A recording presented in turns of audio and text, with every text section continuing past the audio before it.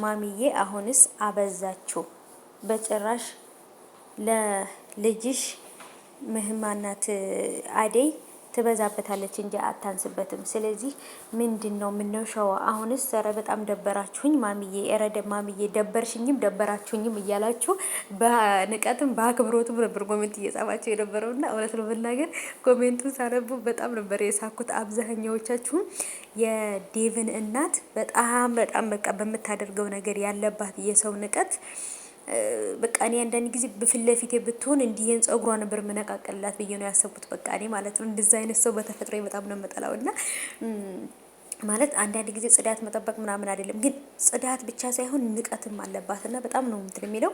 ብቻ ከባድ ነው። አደይዬ መጨረሻ ላይ ምን ተፈጠረ? ተቀምጠው ተነጋግረው ምግብ በልተው ምናምን ተለያዩ ወይንስ አዴ ተናዳ ወጣ ሄደች? አላቅም። ብቻ ግን አዴ ተቀምጣ የዴቭን እናት ፊት እያየች ምግብ የምትበላ አይመስለኝም። ሰላም ውድ የተከበራችሁ የቻናሌ ተከታታዮች እንዴት ናችሁ? ከኔ ጋር ሁሉ ሰላም ነው። ሰላማችሁ ይብዛልኝ ባላችሁበት ውድ ቤተሰቦቼ። ለዚህ ቻናል አዲስ ከሆናችሁ ሰብስክራይብ አድርጋችሁ ቤተሰቡ ነው ነባሮች ወልካም ብያለሁ። የኔ ወዶች የኔ ማሮች እንኳን በሰላም መጣችሁ። የኔ ወርቆች እንዴት ናችሁልኝ? ዳና ናችሁ ወይ? ሁሉ ሰላም አለውላችሁ ማሮቼ። ጾም እንዴት ነው እናንተ ጋር? ከኔ ጋር ሁሉ ሰላም ነው አልሐምዱሊላህ። አላህ ያበርታን ያግዘን። አይዟችሁ የኔ ወዶች። እንግዲህ ያው 12ኛ ቀን ነው ምናምን ያው እንግዲህ እየጾምን ነው አልሐምዱሊላህ። አብሽሮልኝ የተወሰነ ቀን የቀረን ማለት ነው ውዶቼ። ወደ 15 ቀን እያጋመስን ነው እና ውዶቼ ማሚዬ ምን ነው አሁንስ አበዛሽው?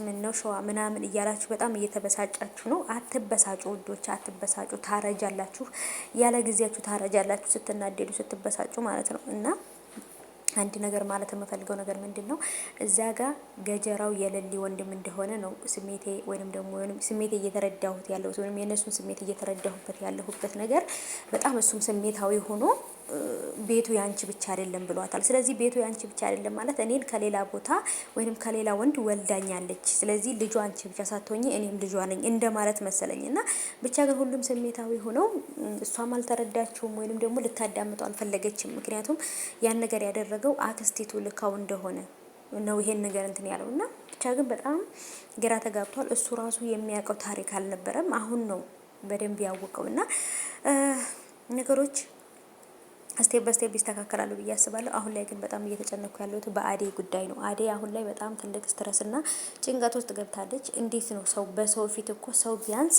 እጇን እንኳን ነካ አድርጋ ሰላም ብላት ትታት መሄድ ትችላለች፣ ወይንም መቀመጥ ትችላለች። በቃ ቁጭ ባለው ማለት ትችላለች። ግን ከሁሉም ሰው ቀድማ እሷ ናት ቁጭ አለችው። በቃ ከንቀቷ ንቀት ሰላም የዘረጋችውን እጇን እንኳን ሰላም አላለቻት። ምክንያቱም እናቲቱ ጥፋተኛ አይደለችም። አንዳንድ ጊዜ ሳየው ያው የሰው ንቀት አለባት፣ ተፈጥሮዋ ነው ይሄ። በጣም ሰው ትንቃለች። ግን አንድ በጣም አይምሯን እንዲበጠብጥና አይምሯን እንዲበከል ያደረገችው ፍቅር ናት። ፍቅር ከዚህ ሁሉ ጀርባ ያለችው እሷ ናት። ደውላ እንድትመጣ አግብታ የፈታች ሴት በቃ ጋለሞታ ሴት ሊያገባ እንደሆነ ህይወቱ ሊበላሽ እንደሆነ ልክ ለሱ ለዴቭ የተጨነቀች አስመስላ እናቲቱን ደውላ የጠራቻት ፍቅር ናት። ስለዚህ የዚህ ሁሉ መንስኤ ፍቅር ናት ማለት ነው ውዶች። የእውነት የስራዋን ይስጣት። በጣም ነው ያዘንኩባት እኔ በፍቅር ማለት ነው። መጨረሻዋ ግን ምን ሊሆን እንደሚችል አላቅም። የፍቅር መጨረሻ ነው የናፈቀኝ እኔ ማለት ነው። ይሄ ሁሉ ነገር ሲጋለጥ የት እንደምትገባ ግን አላቅም ፍቅር። የእውነት ነው የምላችሁ።